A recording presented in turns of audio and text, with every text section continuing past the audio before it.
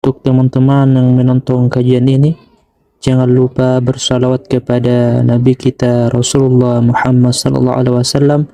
Allahumma salli ala Muhammad wa ala ali Muhammad. Berarti ada dua kata kunci, tentram dan sholat. Nah, dari situ kita masuk. Di dalam Al-Quran, kata tenang itu muncul sangat eksplisit dalam surat yang sudah sering kita dengar dalam bab zikir. Surah Ar-Ra'd ayat 28. Sering dengar? Ala bidzikrillah tatma'innul qulub. Ala. Orang Arab kalau mau ala itu yang ngantuk langsung ala. Hoi, gitu. Tidak Allah tapi manggilnya halus. Ala, hei, sadar. Kamu sadar, kamu tidak akan tenang dengan din. Kamu tidak akan bahagia dengan jabatan. Kamu tidak akan bahagia dengan pasangan yang gagah cantik. Kamu tidak akan bahagia dengan gajimu yang gede. Kamu cuma bahagia. Nah, dalam bahasa Arab, jika objek didahulukan, biasanya subjek predikat objek. Ini objek ini dimajukan bidzikrillah, maka harus dipakai jar majrur bidzikrillah, hanya dengan menyebut Allah, menyebut nama Allah, mengingat sifat-sifat Allah, berhubungan kontak langsung dengan Allah. Tatma'innul qulub, qalbu menjadi tatma'in. Qalbu itu bahasa Arab artinya taqlibah, sesuatu yang bergerak-gerak. Berkata Imam Al-Bukhari, Imam ahli hadis mufassir ahli zikir, sumiyal qalbu qalban litaqallubihi. Qalbu disebut qalban karena dia cepat sekali berubah. Kita kagum kepada seseorang, jam ini bisa jadi jam lagi sudah berubah. Cuma karena beda 0102 langsung kesel. Kan kita lihat ya, kita sudah lihat begitu cepatnya qalbu. Dulu ini contoh saya sebut nama aja karena kita lagi kasih contoh lagi ta'lim TGB. Karena yang milih nyoblos 02 pasti kesel sama dia, tapi yang nyoblos 01 senang sama dia. Kenapa? Dulu dikatakan next presiden Hafiz Fasil Dr. Afhar, kakak kelasnya Ustaz. Dulu digadang-gadang kayaknya melebihi semuanya, tapi cukup dengan dia bedanya dalam politik dan sudah banyak orang benci. Begitu cepatnya kalbu membenci, ya kan? Jadi jangan percaya dengan pandangan pertama, jangan percaya dengan asumsi pertama, karena kalbu cepat berubah. Banyak itu ya, orang nikah kalau pesta di kantor, kalau di gedung mahal kan? Mahal. Berapa mahal? Belum pernah dia ya. Mahal ya. Tapi kemudian orang bisa dalam hitungan sebulan, sepekan, sekarang sehari sudah nggak cinta sama pasangan. Bisa? Begitu cepatnya kalbu berubah. Supaya kalbu itu tidak cepat berubah ke negatif, ala bidzikrillah tatma'innul qulub. Karena kalbu itu liar. Orang yang disebut nabi itu, wali Allah itu adalah yang bisa mengendalikan kalbunya dengan zikrullah. Kalau kita punya guguk, misal si guguk itu takutnya apa? Sama batu. Nah, batu itu zikrullahnya. Qalbu ini lebih parah daripada si kalbun. Jadi qalbun itu qalbun hati. Kalbun sama-sama bisa nyala, sama-sama tamak dia, sama-sama emosional. Bukan cocok logi ya. Tapi itulah rahasia Allah membuat kalimat ini. Namun si qalbu, sebagaimana si guguk tadi, takut kalau mau dilempar pakai, padahal cuma digertak doang, nggak jadi, kabur. Qalbu juga begitu. Qalbu digertak nama Allah, ditembakin ke qalbu, langsung dia tenang. Paling dia menggigil sebentar, tenang. Apa dalilnya? Surah Az-Zumar, surah 39 ayat 23.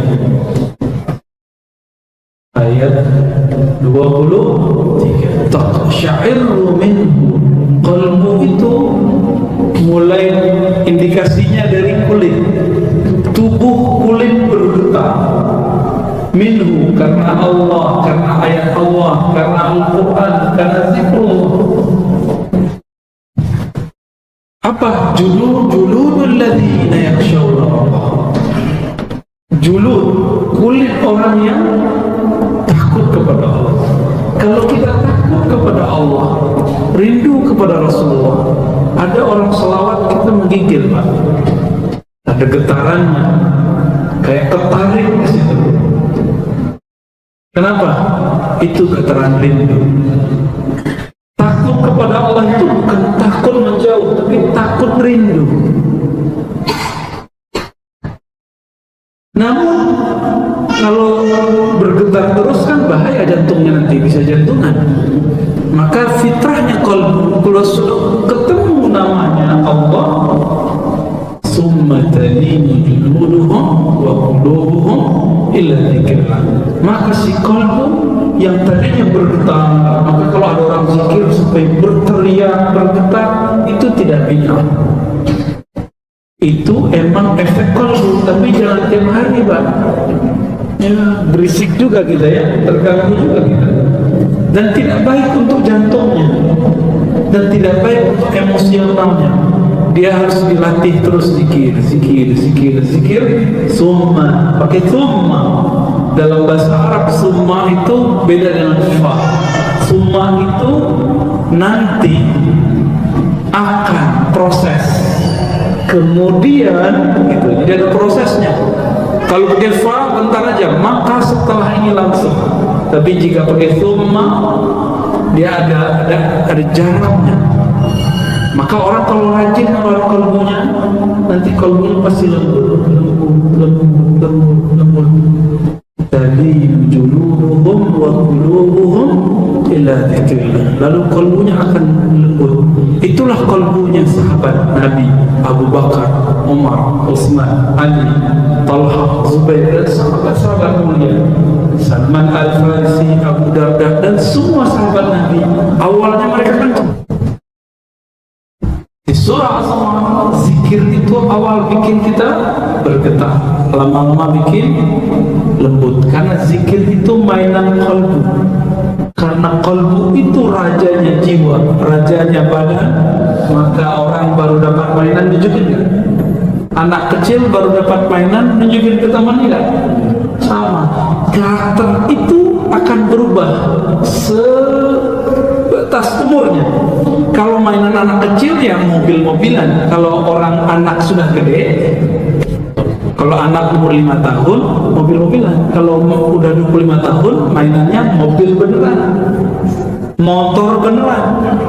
Ya, tunjukin ke temannya. Kalau perlu, di zaman-zaman kita dulu masih unyu-unyu ya. Tahu unyu-unyu nggak? Ya, masih culun-culun. Knalpotnya harus bunyi, pung pung pung pung pung, biar kedengeran sama awewe. Tahu awewe? Ya, biar kalau jalan tuh dilihatin sama orang, wah keren. Mobilnya dulu harus ngebul, asapnya tuh kemana. Ternyata nggak sehat begitu ya. Itu dulu yang motornya begitu, pasti sekarang kurus. Allahumma shalli ala Muhammad. Oke, sekarang pindah ke surah Taha ayat 14. Mencari ketenangan. Tadi sudah dirumuskan di surah Ar-Ra'd apa ketenangan itu? Cuma dengan menyebut nama Allah. Sekarang kita lihat apa posisi zikir dalam salat. Posisi pentingnya zikir dalam salat. Di bagian tengah sampai akhir Allah berfirman, gimana? Aqimis salata, ayo hafal. Aqimis salata li zikri, dirikanlah sholat untuk mengingatku. Tapi depan ayatnya apa?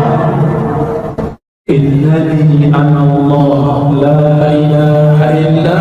Nah, ini disebut tauhid la ilaha. Tauhid la ilaha bukan teori, tapi tauhid la ilaha itu dibaca, diresapi. Jadi kalau habis pengajian sudah punya tauhid belum? Baru punya ilmunya, belum punya amalnya. Oleh karena itu Nabi selalu mengatakan, man qala la ilaha illallah, man qala la ilaha illallah, begitu. Jadi itu imankum bi qauli la ilaha illallah. La ilaha itu bukan teori. Tauhid uluhiyah, rububiyah, sifat 20 enggak cukup. Itu teori. Harus ada prakteknya. Harus ada prakteknya.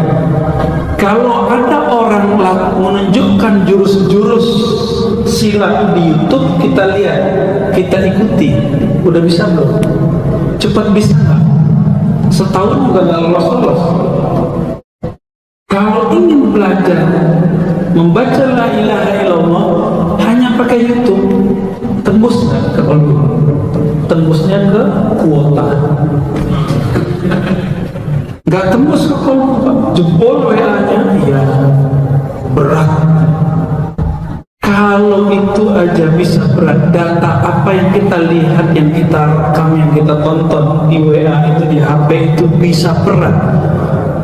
Sebaiknya yang memberatkan kolbu itu apa? Kalimat Allah. Bagaimana beratnya nama Allah? Coba lihat hadis Imam Tirmizi. Dalam hadis Imam Tirmizi dia katakan bahwa nanti di hari kiamat ada orang yang tak punya amal banyak, tapi dia punya rahasia di kolbunya. Ketika ditimbang amalnya oleh Allah, disuruh malaikat mizan, malaikat penimbang, ditimbang semua dosanya, disebutkan sijilan sepanjang lembaran yang ada di zaman itu, di masa itu, di pada mahsyar, sejauh itulah, sebanyak itulah dosanya. Banyak. Jadi kalau orang ngeprint yang pakai bulat itu, yang biasa di Indomaret itu ya, kan bulat tuh untuk struk, bukan struk yang paper itu ya. Sepanjang itu dosanya. Satu rim, kira-kira begitu ya. Satu rim 50 lembar ya. 500 sorry, kurang nolnya. Sebanyak itu dosanya, akhirnya malaikat azab penunggu neraka sudah siap mengikatnya dan menariknya. Tapi Allah berfirman, artinya malaikat itu tidak tahu isi kolbu. Yang di kolbu itu malaikat tidak tahu. Niat antum kesini ngapain, Allah tidak tahu. Allah tahu. Kalau malaikat, jadi niat antum kesini yang tahu cuma malaikat nggak tahu. Yang tahu cuma kita, dan begitu ajibnya kolbu. Coba ayatnya, surah Luqman. Innallaha alimun bidzatis sudur. Pakai inna, sesungguhnya Allah tahu apa yang ada di dalam sudur, di dalam dada. Enggak disebutkan malaikat, tapi disebutkan Allah. Malaikat cuma catat yang lahir-lahir, yang zahir-zahir. Maka Allah katakan ke malaikat mizan, hei malaikat, bedah jantungnya, bedah dadanya, bedah kolbunya. Dulu kolbunya pernah bergetar menyebut namaku bukan? Jadi selain Nabi Muhammad ada hamba Allah yang dibedah. Mau dibedah nggak nanti? Nah, nggak apa-apa dibedah, dibuka. Isinya bukan 01, bukan 02. Ada istighfar depan saya, ya. Bukan selain Allah. Apa dalam kalbunya? Nama Allah, Allah. Dalam riwayat Imam Al-Baihaqi dikatakan Allah. Allah itu berdenyut. Di riwayat Imam Tirmizi, la ilaha illallah, la ilaha illallah, la ilaha illallah. Terus jalan kalbunya, gak pernah berhenti, gak pernah berhenti. Ternyata dia waktu wafat, dia dapat talqin zikir la ilaha illallah, mati. Saat kalbunya bergetar, mati. Maka kalbu yang bergetar ini tidak pernah mati, cuma tubuhnya yang mati. Dari dia mati sampai kiamat berapa lama itu getarannya? Ditimbanglah kalbu yang ada nama Allah bergetar itu. Karena di surah Al-Anfal gimana? Iza dzukirallah wajilat qulubuhum, disebut nama Allah, kalbunya berdenyut kencang. Seperti orang, bisa jadi orang jatuh cinta, ketakutan, atau mau ujian kan deg-degan. Yang kemarin ikut ujian CPNS deg-degan kan? Ada yang tangannya udah letoy duluan ya, udah gemetar, nggak jadi salah terus mencari. Saya nggak pernah ikut ujian, jadi nggak tahu. Mau melamar, getar kalbunya sampai ke lidah. Akhirnya ngomong, manggil mertuanya Mas. Terima jadinya. Begitu efek kalbu. Ditimbanglah nama itu, kalbu itu, kalbunya diambil, timbang. Semua dosanya ditaruh. Awalnya masih gini-gini ya. Lama-lama ternyata yang di dalam kalbunya keluar, tambah berat. Makanya orang yang kalbunya ada nama Allah, kata-katanya bisa masuk ke kalbu kita, tembus kalbu kita, bukan masuk kanan keluar kiri. Itulah Nabi, itulah pewaris para Nabi, para sahabat, para tabi'in sampai hari ini mereka masih ada. Makanya kita mesti berguru ke orang yang bersanad, bukan yang ngaku-ngaku. Bukan yang ngaku-ngaku ikut Nabi, tapi yang membuktikan bahwa dia ikut Nabi dengan bersanad. Bersanad itu bukan cuma ijazah bukan. Bersanad itu berguru, mulazamah. Apa arti mulazamah? Kita senantiasa konsisten berguru ke orang itu. Aqimis salata lidzikri, ini bagian terakhir. Dirikanlah salat untuk mengingatku, menyebut namaku. Maka inti salat adalah zikrullah. Oleh karena itu Nabi itu mengajarkan zikir. Ada zikir yang temporal. Wasabbihuhu bukratan wa asila. Surah Al-Ahzab ayat 42. Sebutlah, bertasbihlah kepada Allah pagi dan sore. Itu zikir, namanya zikir mu'akkad.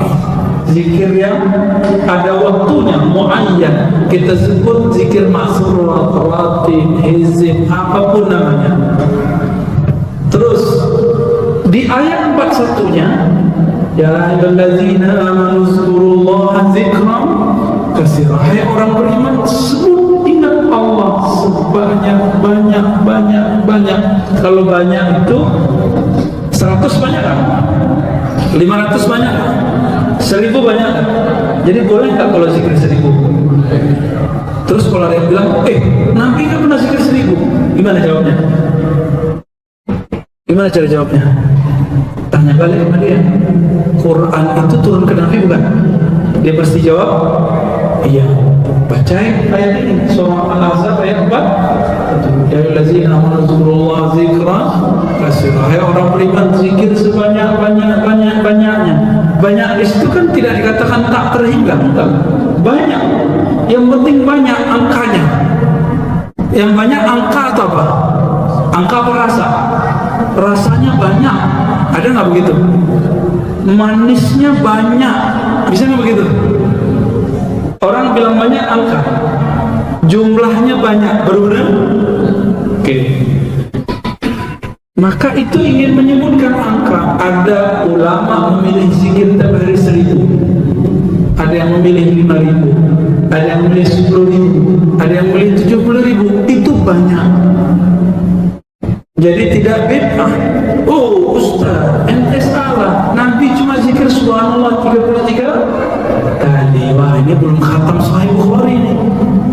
Ya, nggak usah Bukhari deh, Al-Azkar Nawawi aja 1 jilid. Bukhari kebanyakan 4 jilid. Udah khatam belum Azkar Nawawi? Belum ya? Ya udah, apa dong? Arba'in, itu mah dikit ya, 40 hadis tidak ada tentang itu tadi. Nabi SAW ternyata zikirnya macam-macam. Ada yang angkanya 1, ada yang 3, ada yang 15, 10, 15, 25, 50 nggak ada. 33, 34. Pertanyaannya, subhanallah 33. Tadi imam kita ngimamin sampai saya ketiduran. Allahu Akbar, Allahu Akbar, saya tidur, mimpi ya. Saking indahnya suaranya. Terima kasih Pak Imam ya. Mana imam kita tadi? Ya, biasanya saya kalau zikir tuh melek. Ini kok 2 hari, 3 hari pekan baru, setiap kali orang zikir saya ketiduran terus. Kita udah lama cari tidur, lagi duduk udah lama. Ini baru ketemu kemarin. Ya, saya kira di bekam hilang, Pak. Ternyata enggak. Udah bekam kita kemarin, oh ternyata itu imam. Ya. Biasanya terasa lama, jadi pendek. Kalau Nabi zikir 33, itu 33 batasan atau contoh? Kalau contoh berarti boleh kurang, boleh lebih kan? Kalau itu batasan, kurang dari 33, 32 bid'ah. Masa kita zikir 32 bid'ah? Ya, ya udah lebih 35, ya enggak? Kalau ada orang mengatakan zikir 1000, 2000 bid'ah, kasih tanya itu, gimana kalau zikirnya 35? Bid'ah enggak? Kalau dia bilang bid'ah, ya sah. Fa'arid anil jahilin, maka berpalinglah dari orang jahil. Gak usah dilayani lagi, sudah. Ya salam ya. Kalau nggak bisa debat, ya salam. Ya salam itu lepaskan semua air, lepaskan semua apa yang tergores di kalbu, biar nyaman hidup ini. Orang yang paling sempit dunianya, orang yang paling banyak debatnya. Kita udah nggak debat, tapi nonton debat sama aja. Nyesek nggak nonton debat? Nyesek. Malam ini sampai Ramadan nanti semoga ketemu Lailatul Qadar. Kurangi debat, jangan nonton debat lagi. Kasihan kolbu kita, kasihan Pak. Mata ini udah nonton, udah seneng dia matanya. Telinga dengar seneng, kolbu seneng nggak? Tersiksa dia. Maka kolbu kita bilang, bro, udah dong, sis, udah dong. Nggak kita dengerin. Otak kita budak di situ. Dia bilang, asik loh. Kan seru ya ngeliat orang tengkar. Emang kita punya bakat, emang pengen melihat orang beradu. Itu kan dulu zaman-zaman di Minangkabau dulu kan ada perang Padri. Mereka menghapus perang ayam, perang ayam. Adu ayam. Emang seneng Pak. Saya waktu kecil pernah adu ayam. Ya. Tapi kemudian baca sejarah perang Padri, itu ayam kita jago sekali, warnanya aneh, nggak ada warna seperti itu. Itu tajam, apa namanya di sini? Taji, bukan taring. Kalau dia begini, bisa 2 ayam langsung tembak. Sakti juga nih ayam ini. Judul ada candunya. Itu melihat ayam candu gitu Pak. Oke, sekarang melihat orang tengkar, senang nggak? Seru melihat orang tengkar itu. Maka dibuatlah pertukaran resmi sambil main-main, dikasih juara tuh tinju-tinju ya. Orang yang agak cerdas sedikit, dia nggak mau lagi tinju-tinju, capek malah tinju-tinju, mending tinju-tinju otak. Itulah Pak. Ya, maka lakulah ILC, lakulah Najwa Shihab. Laku, kenapa? Makanan otaknya orang itu pertanda udah dewasa dikit, belum dewasa banyak. itu sebenarnya kabar baik Pak. Saya awalnya senang, oh makanannya orang Indonesia bukan hanya lagi adu ayam, bukan lagi adu petinju, adu survei, adu quick count. Aduh, capek. Kita udah nyoblos kan? Kayaknya ada yang beda nih. Ya gak apa-apa Pak. Nanti sama Allah sendiri kok. Kita kan punya alasan sendiri. Wawassalamualaikum Allah. Ini baru seperempat dari bab zikir yang saya sampaikan untuk sholat. Belum zikir yang lain. Tapi saya rasa sudah cukup ya. Jadi inti dari sholat itu zikir. Inti dari ujian matematika itu apa? Rumus-rumusan terus dilatih-latihkan. Maka sebelum orang megang ujiannya, dia latihan buat sholatnya. Maka perlu sekolah. Sholat itu kayak ujian.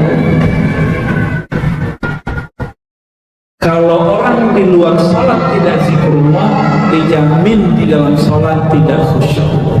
Jadi kalau saya udah tak punya teori apa lagi Pak, udah banyak teori kita pakai untuk sholat khusyuk. Teori saya cuma satu dan itu ampuh.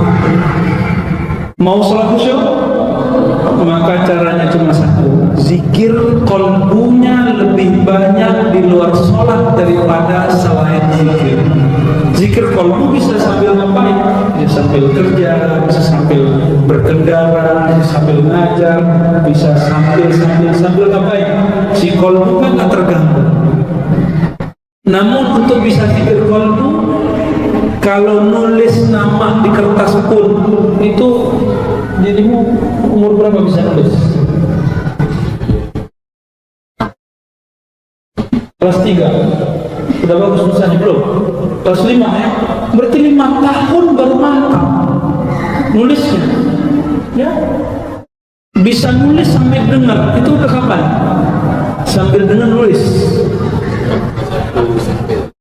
kelas 1 SMP. Artinya dari TK, anggaplah dari kelas 1 sampai kelas 6 baru bisa sambil nulis, sambil dengar, sambil ngobrol, bahkan bisa.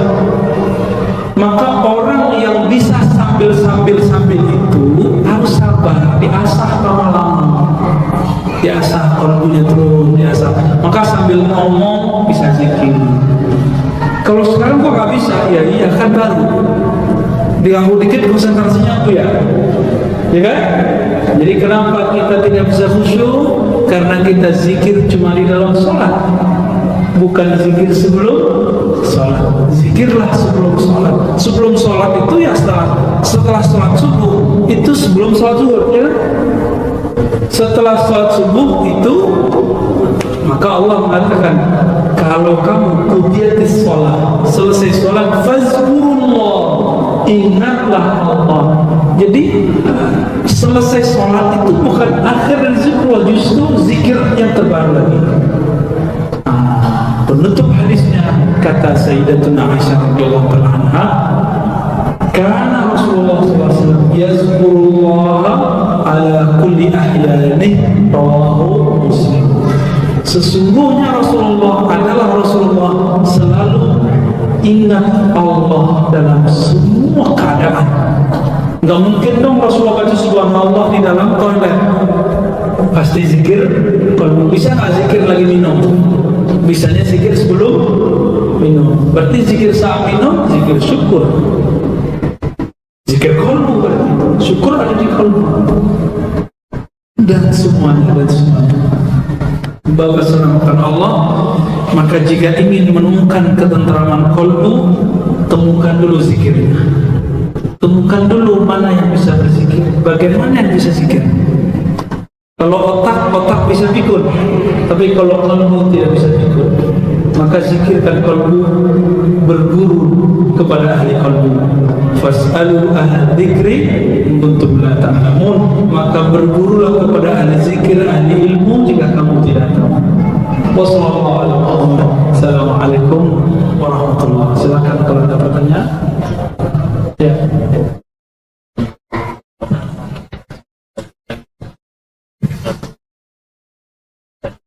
Oke. Ya. Kenapa ketika kita azan, dengar azan, hayya 'alas shalah, jawabannya apa? Dipanggil oleh muadzin, hei, ayo sholat. Lalu kita jawab, aku tidak akan bisa ke sana, tidak bisa sholat kecuali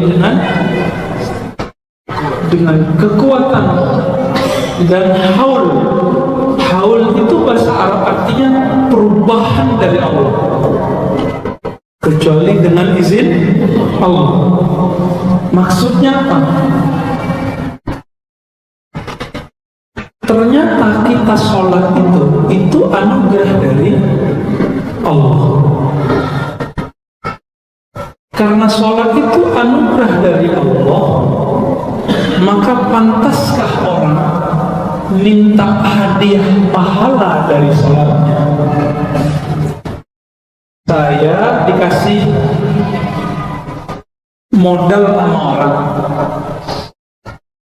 seharusnya modal itu nanti kalau dapat hasilnya kita bagi hasil, atau kalau hutang saya kembalikan. Saya dikasih modal terus saya bilang, mana upahnya? Bisa nggak begitu? Justru saya yang harus berterima kasih. Allah kasih modal otak, badan tubuh ini untuk bisa sujud. Tadi ada ayat yang menyentuh sekali waktu baca surah Ar-Rahman. Wan najmu wasyajaru yasjudan. Wan najm, bintang-bintang di atas sana, wasyajaru, dan pepohonan yasjudan, sujud. Maka nanti yang Allah kasih pandangan batin Lailatul Qadar, dia bisa lihat alam semesta bersujud kepada Allah. Kalau enggak dia pengen sujud aja, enggak mesti dia bisa lihat. Suatu kali Abu Hurairah mengatakan, guruku Sa'id bin Sa'id saya adalah menantu Abu Hurairah, mengatakan, aku menemani guruku pergi safar.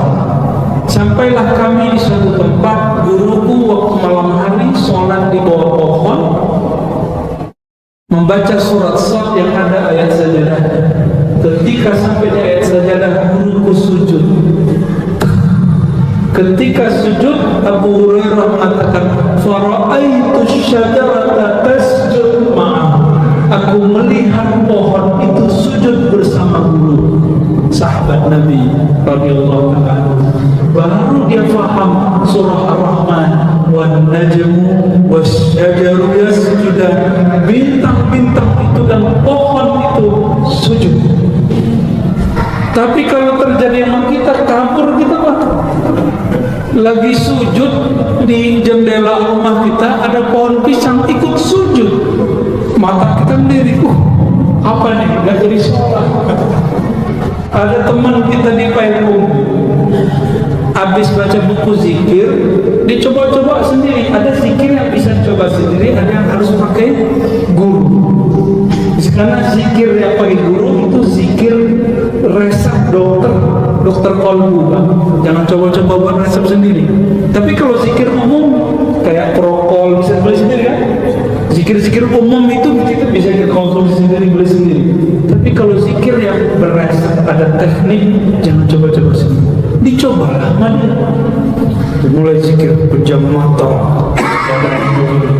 La ilaha illallah. Badannya mulai getar. Semuanya getar. Gak bisa berhenti. Gak bisa berhenti. Tahu-tahu dia baca la ilaha illallah, berikutnya loncat ke kolam. loncat ke kolam Pak, terbang badannya ke kolam, nggak tahu entah dia lari entah apa, di kolam masih aja zikir, nggak bisa berhenti. Untung ada temannya pernah belajar zikir, ditarik, diberhentikan zikir. Itu akibat apa? Coba-coba. Jadi kalau zikir yang pakai teknik, jangan coba-coba sendiri, harus pakai ijazah. Tapi kalau zikir umum, surat ratib baca bebas ya. Jadi itu makna salah satunya, belum semuanya. Apa dalil sholat tarawih 443? Wah, ini berat nih ya. Sorry dulu, saya mau tanya dulu, masjid sini 443 nggak? Ya, dua. Oh ya sudah, kita belak-belakan dulu ya. Dalam hadis Imam Bukhari dan Muslim, Nabi perihalnya ditanya oleh seseorang kepada Aisyah. Wahai Aisyah, kaifa kana salatu Rasulullah? Kaifa kana salatu Rasulullah? Bagaimana salat Nabi? Lalu Sayyidatuna Aisyah radhiyallahu anha menjawab, kana Rasulullah yusalli maka Rasulullah yazid, tidaklah Rasulullah menambah an ihda wa ashar dari 11 rakaat fi Ramadan wa fi ghairihi, di bulan Ramadan dan selain bulan Ramadan. Kalimat berikutnya yusalli arba'an summa yusalli arba'an summa yusalli salasan fala tas'al an husnihinna wa tulihinna. Nabi itu kata Aisyah sholat 11 rakaat Ramadan dan di luar bulan Ramadan. Itu sholat apa bulan Ramadan?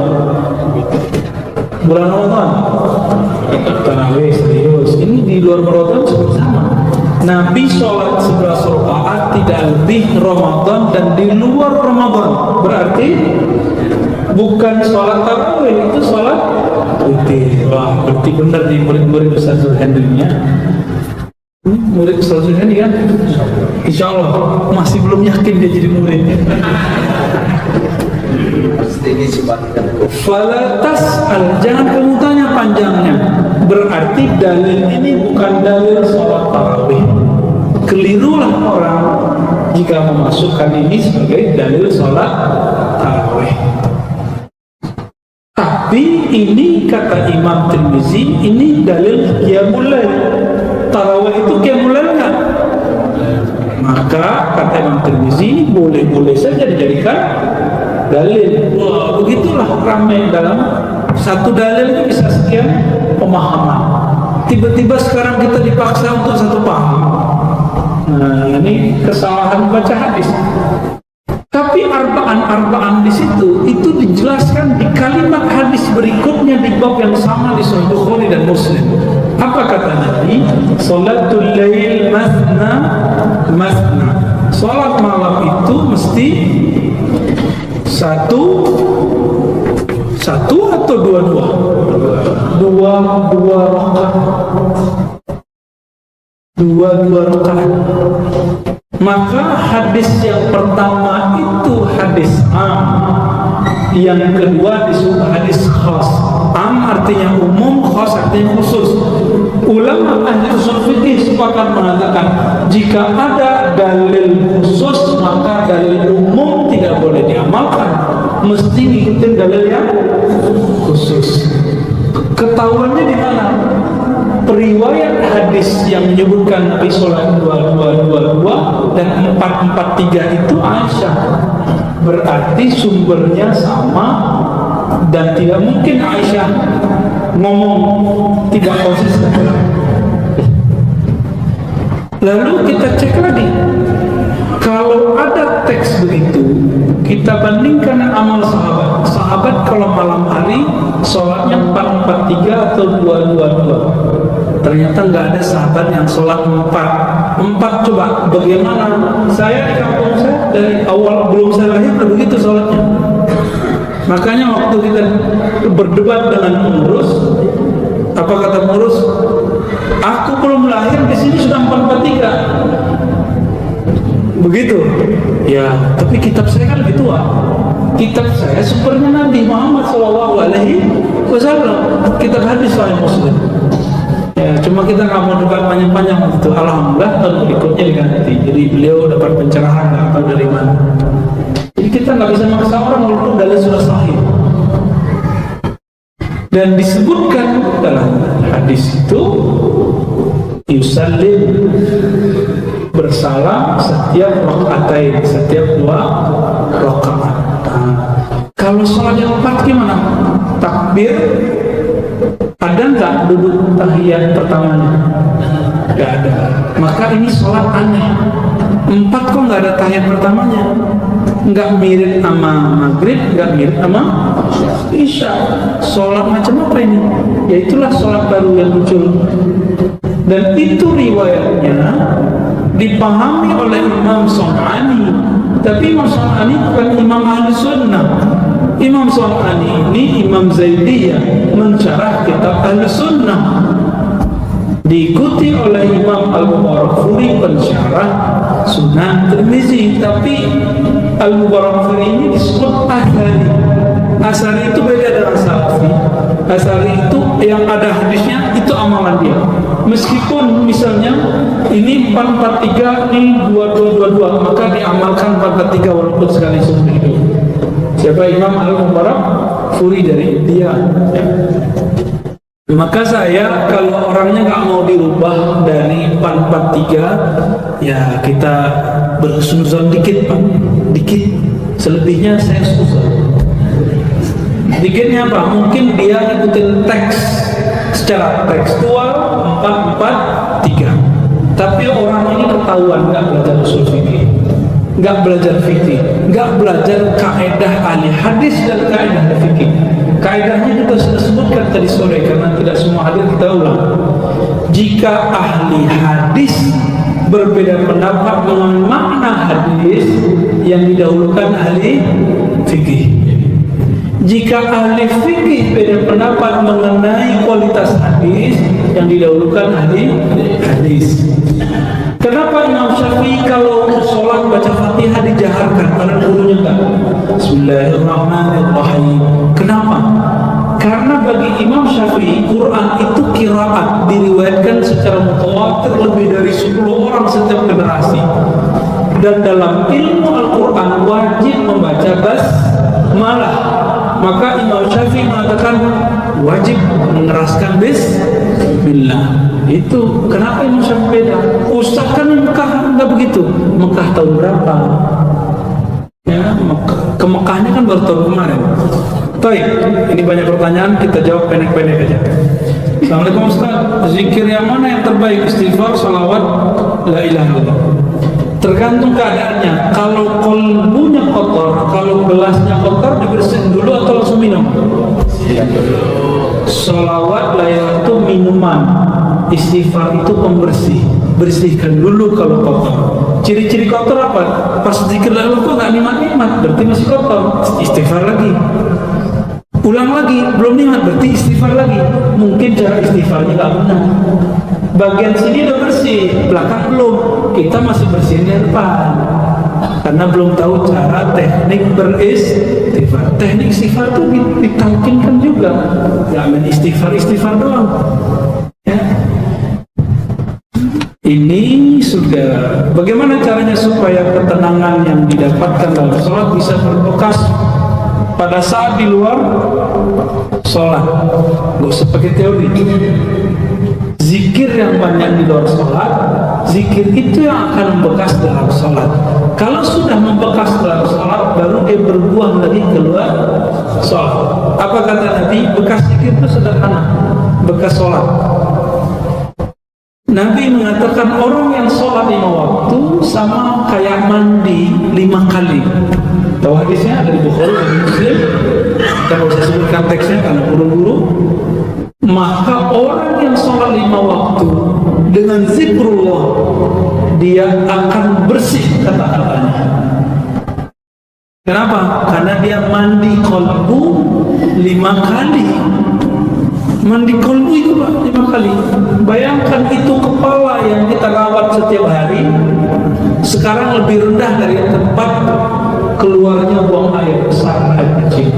betapa kita mengatakan, hei wajahku yang hebat, yang bagus, yang cantik, yang ganteng, apalah ya, kau ini lebih hina dari tempat keluar buang air besar.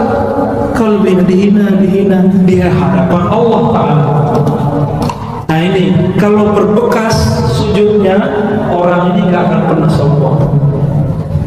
Ustadznya sujud sampai hitam jidatnya, tapi kok pelaku, berarti terlalu keras nekannya ke jidatnya, bukan ke kolbunya. Nah sekarang biar bekasnya tidak hanya hitam di sini, tapi memutihkan di kolbu.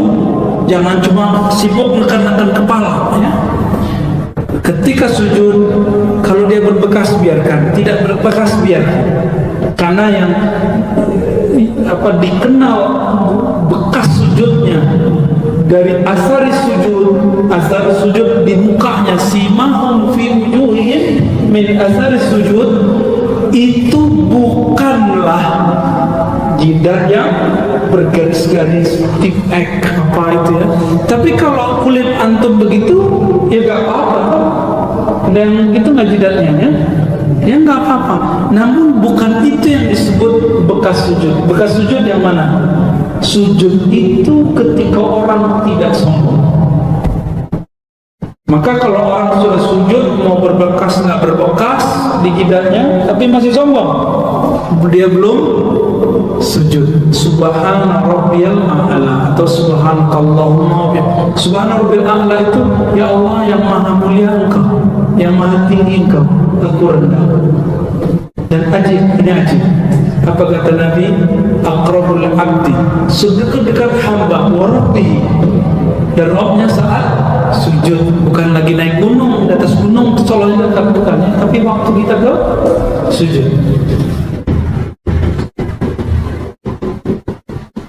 Bagaimana cara agar iman tetap naik dan tidak turun, tapi kita berada dekat orang-orang yang kurang dekat dengan Allah? Tahu dari mana mereka kurang dekat dengan Allah? Misalnya dunia kerja. Oke. Orang itu karakternya dua, karakter dipengaruhi atau karakter mempengaruhi. Nah, kita yang mana? Kalau karakternya gampang dipengaruhi, maka kurangi gaul dengan mereka. Udah. Kalau karakternya gampang mempengaruhi, ini kita sebut karakter dai. Jadi kalau ada dia rame, apa kata teman kita? Nggak ada lo, nggak rame gitu ya. Ada kamu bikin rusuh, beda lagi ya. Ada dia, di mana ada dia bikin rusuh. Imamnya nggak nyaman, kita duduknya nyaman ya. Ya sudah terusin nih. Kalau itu beda lagi, ya itu terlalu berbakat gitu ya. Jika ini terjadi, maka perlu yang disebut dengan ijtima, majelis zikr. Para sahabat itu mereka punya hari-hari khusus untuk ketemu Nabi. Sekedar chat, ya, ngecas isi kalbunya. Kenapa? Memandang Nabi sekali saja itu sudah bikin segar kalbu. Gimana kalau memandang Nabi berkali-kali? Beda kalau memandang saya ya. Bapak langsung batuk, Pak.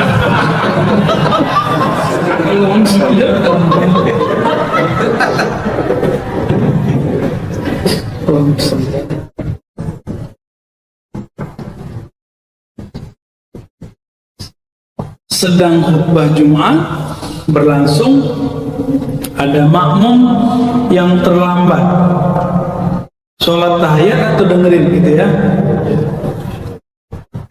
Kalau masih khutbah pertama maka dianjurkan sholat, tapi kalau khutbah kedua nggak boleh sholat, nanti ketinggalan ya. Namun ada beberapa orang salah baca kitab kuning. Kalau imam sudah naik maka wajib dengar, dia nggak dapat hadis. Ada orang Nabi lagi khutbah, dia langsung duduk. Nabi bilang, "As-shallaita?" Kamu sudah sholat? Raka'ataini khafifatain, 2 rakaat. Nabi belum. Ya, sholli rakaatain khafifatain. Salat 2 rakaat yang ringan. Jangan dicoba pakai surat Qaf 3 halaman ya. Ini udah jelas masuk masjid, di sini udah ada tradisinya pakai, udah tinggal 1 menit bacanya pakai Al-Qari'ah. Habislah waktunya 7 menit ya.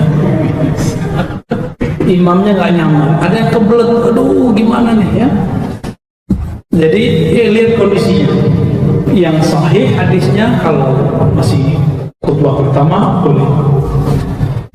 Mengqadha sholat wajib yang tertinggal di masa lalu, ini udah pernah kita bahas ya di pertemuan sebelumnya. Nanti silakan dilihat di kajian-kajian kita sebelumnya. Amalan sunat dapatkah menghapus dosa akibat kesalahan sholat wajib? Bukan menghapus, menambah.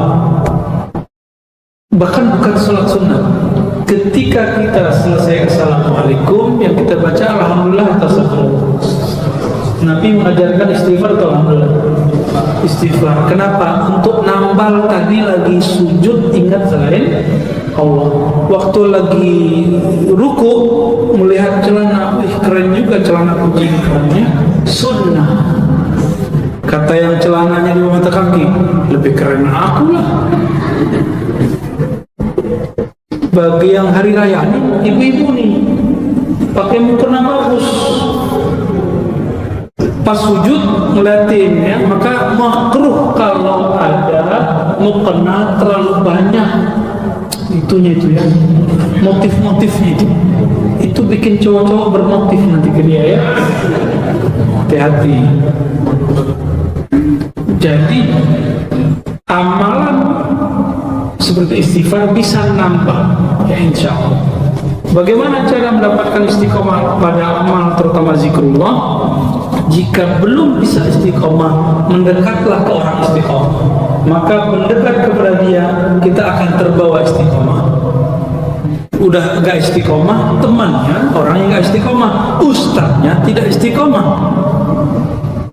Ustadznya witir gak jalan, berguru ke orang tak berwitir. Gimana mau sholat witir istiqomah? Kalau mau istiqomah sholat witir, berguru ke orang yang sholat witir. Kalau mau tahajudnya istiqomah, berguru ke orang tahajud. Kalau mau zikirnya istiqomah, berguru ke orang yang zikirnya istiqomah. Udah malam ya.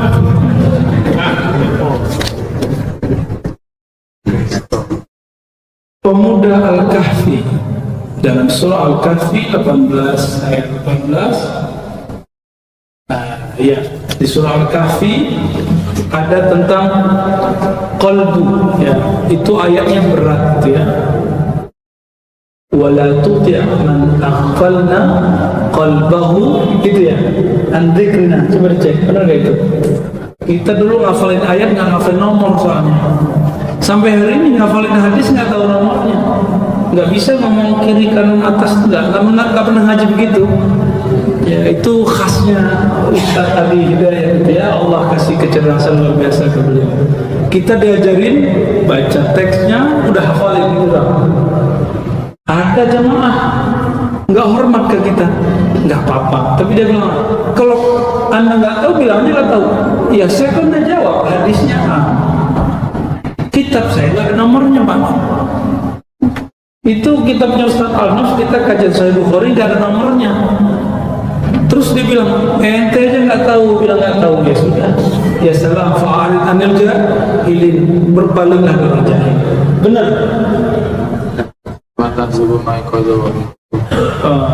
Itu tentang ini. Mungkin bukan yang itu ya. Ayat 28 kayaknya. Wala tuti' man aghfalna qalbahu an dzikrina. Jangan ikuti orang yang kalbunya lalai dari ingat Allah. Ya.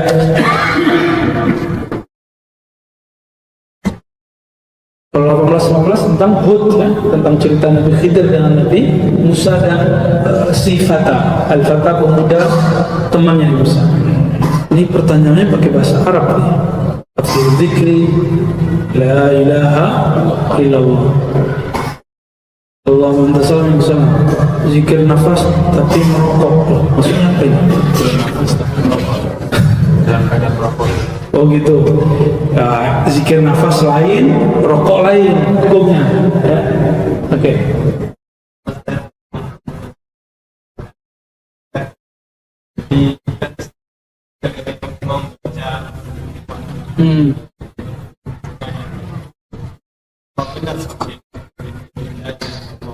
Ya.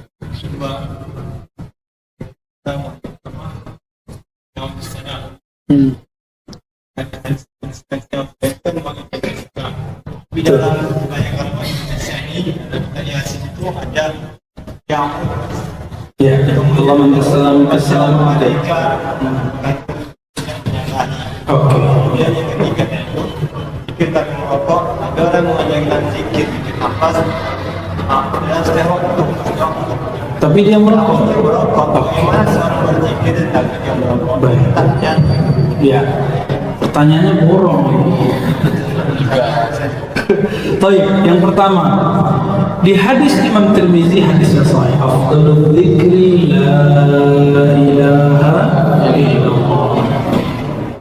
Ulama kita sering baca surah Muhammad, fa'lam annahu la ilaha illallah, maka ketahuilah annahu la ilaha.